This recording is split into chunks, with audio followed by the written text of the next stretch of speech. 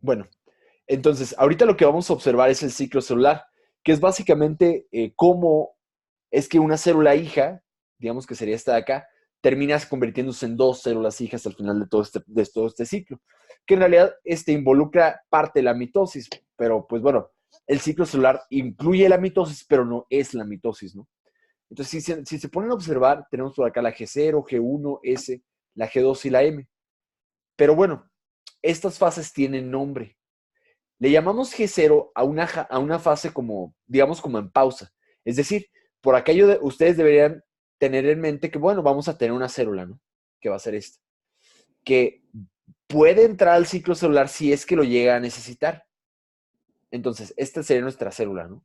Que va a estar en fase G0, que es la fase, digamos, como pendiente, ¿no? Ahora, para tú poder entrar al ciclo celular, obligadamente, ocupaste un estímulo que saltara del G0 al G1. Bueno, tal vez les quede la duda, bueno, ¿qué significa G0, G1? Bueno, les recuerdo, la fase G1 se le llama también como presintética, es decir, se encarga de producir enzimas necesarias para la siguiente fase. La siguiente fase le llamamos S, mejor conocida como sintética. Oye, Pavel, ¿y qué se sintetiza? No entiendo. Bueno, lo que se sintetiza es ADN. Recuerden que al final del día tenemos por aquí una célula que tiene 46 cromosomas. Es decir, al final tenemos que duplicar esos 46 cromosomas con doble material genético. ¿Sale? Entonces, es lo que hacemos en la fase S, duplicar todo este ADN. Después de esto pasa una fase G2 que conocemos como premitótica. Es decir, en este caso preparamos las enzimas necesarias antes de la mitosis, hasta que tenemos la fase M, que es la mitosis, que es la que propiamente culmina en la división celular, ¿no? Ahora, mitosis ustedes ya la han visto muchas veces, prácticamente es todo lo que les enseñan desde que van en primer semestre en biología celular, que es, por ejemplo, la profase, metafase, anafase y telofase, ¿no? Entonces, tenía una maestra que me decía pro, metafase, a la telefoniante. Ay, qué horrible. Meta, Ana, telefonarte. Y una mnemotecnia medio lela en la que yo recordé pues todas las fases, ¿no? Entonces les recuerdo. Las diferentes fases de la mitosis, que de nuevo esta clase no es de mitosis, entonces por eso no voy a abarcarlas. Pero es profase, metafase, anafase y telofase. Entonces son todas estas las distintas fases. Entonces vamos a empezar. Ahora, una célula en fase G0, antes de poder entrar a la fase presintética o G1, obligadamente necesita el estímulo de estas proteínas que comentamos en el video pasado, llamados protooncogenes. Recordemos que los protooncogenes son en realidad vías de señalización normales, ¿sí? Para poder promover el crecimiento. Entonces, hay proteínas que se asocian a esta progresión. Por ejemplo, CEFOS, CEJUN o CEMIC, que en realidad son factores de transcripción, que son el último eslabón de esta cascada de señalización. O, por ejemplo, proteínas como RAS. RAS es una proteína que es que la estudiamos en el video de vías de señalización, en el cual se fosforila y pues inicia toda la cascada de MAP quinasas, ¿no? Junto con RAF o ERK. Entonces, bueno, al final del día, necesitamos protoncogenes. Punto.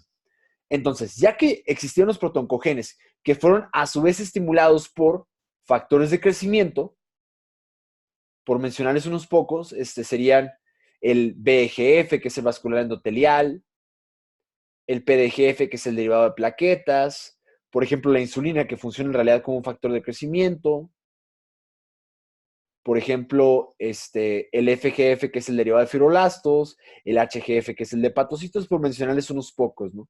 Pero bueno, a final de cuentas, todos estos, el BGF y todos los demás, tienen como objetivo activar protoncogenes, los cuales le van a permitir avanzar de G0 hasta G1. Entonces, es la primera parte, ¿no? Ahora, piensen que en este caso lo que estamos logrando es preparar las enzimas antes de poder duplicar nuestro ADN, porque es lo que queremos en la fase S, duplicar los 46 cromosomas que ya tenemos. Entonces, en esta primera etapa de G1, estamos creciendo en masa, pero también en enzimas, es decir, estamos preparando todas aquellas enzimas que son necesarias para la replicación celular. Por ejemplo, DNA polimerasas, helicasas, y bueno, las topoisomerasas, por mencionarles unas pocas que son relevantes en la replicación del ADN. Entonces, dense cuenta cómo el hecho de que tengamos factores de crecimiento significa que también tenemos que revisar puntos de restricción. Es decir, hay como unos pequeños como checkpoints que tienen que llegar a la célula antes de poder permitirle progresar con el ciclo celular. Porque imagínense, ¿qué pasaría si este ciclo estuviera aberrante o estuviera mal? Esto promovería un ambiente proclive a producir oncogenia, es decir, cáncer, ¿no?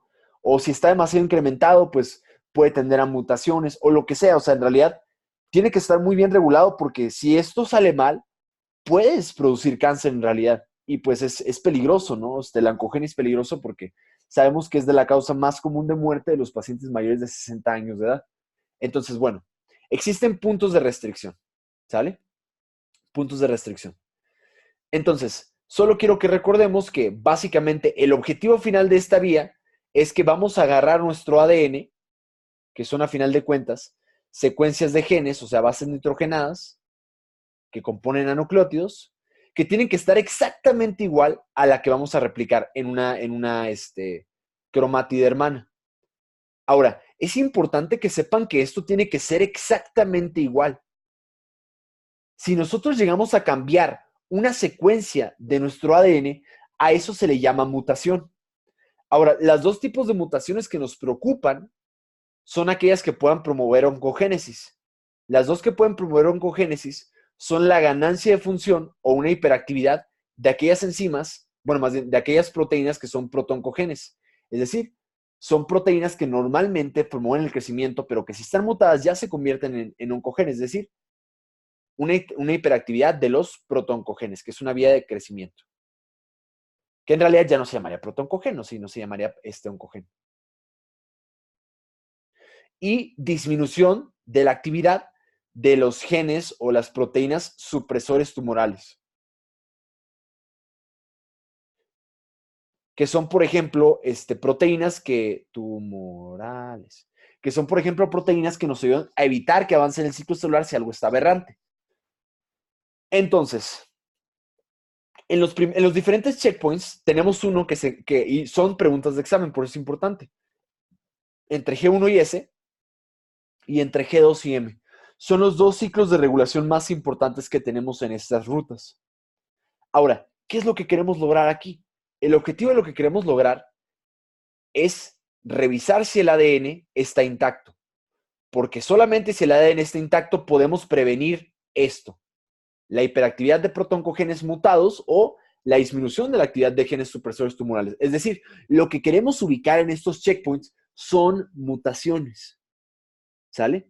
Entonces, pregunta de examen. Normalmente, ¿dónde se encuentran los checkpoints donde estamos revisando el ADN? Si está dañado, si está mutado o si no ha sido duplicado de manera normal. Entre G2 y M, pregunta de examen, y entre G1 y S, pregunta de examen. Ahora, no solo basta con saber dónde están los checkpoints, sino saber qué es lo que pasa en estos checkpoints, ¿sale? Entonces, en estos checkpoints existen unas proteínas muy importantes que se llaman P53.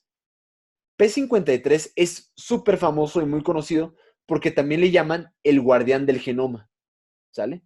Le llaman el guardián del genoma porque normalmente revisa que el ADN se encuentre intacto, ¿sale? Revisa que el ADN se encuentre intacto. Entonces vamos a hacer un pequeño esquema por acá para que recordemos la función de P53. Entonces, para empezar, tienen que recordar que nuestro P53 es una especie de superhéroe, ¿no? Por lo mismo le llamamos el guardián del genoma. Entonces, P53, la misión que tiene es parar a este ciclo celular y que no avance en caso de que se encuentre mutado.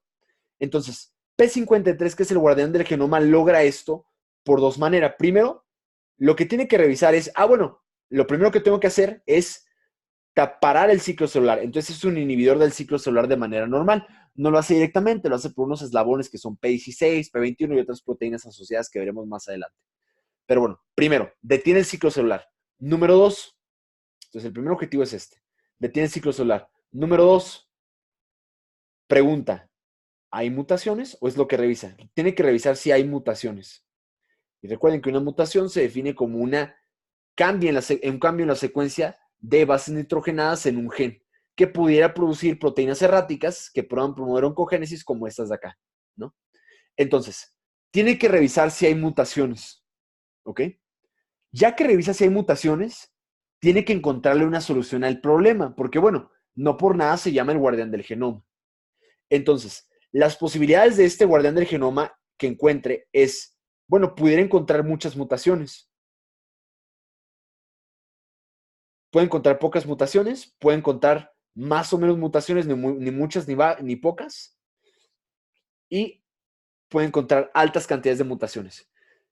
Sí, no, más bien, no sería baja, sí, más bien es si no tuviera mutaciones, ¿ok? Entonces, por ejemplo, para empezar, si no tuviera mutaciones, el primer desenlace es que dice, ah, bueno, entonces puedes avanzar en el ciclo celular. Es decir, progresa de G1 hasta S. Y ya le permite replicar el ADN.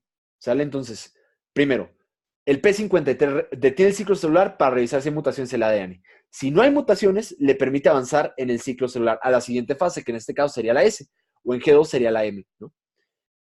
Sí, el otro escenario posible era que tuviera un poco de mutaciones y el tercer escenario fuera que tuviera demasiadas mutaciones. Si tiene más o menos mutaciones y es rescatable, lo que quiere no va a permitir que avance en el ciclo celular, sino que más bien va a decir, ah, bueno, pues está mutado, ¿no? Entonces primero tengo que reparar ADN.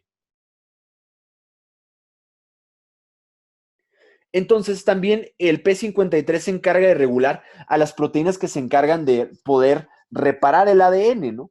Entonces, tú reparas el ADN, reparas estas mutaciones y entonces dices, ah, bueno, ya puedo entonces avanzar a la siguiente etapa del ciclo celular.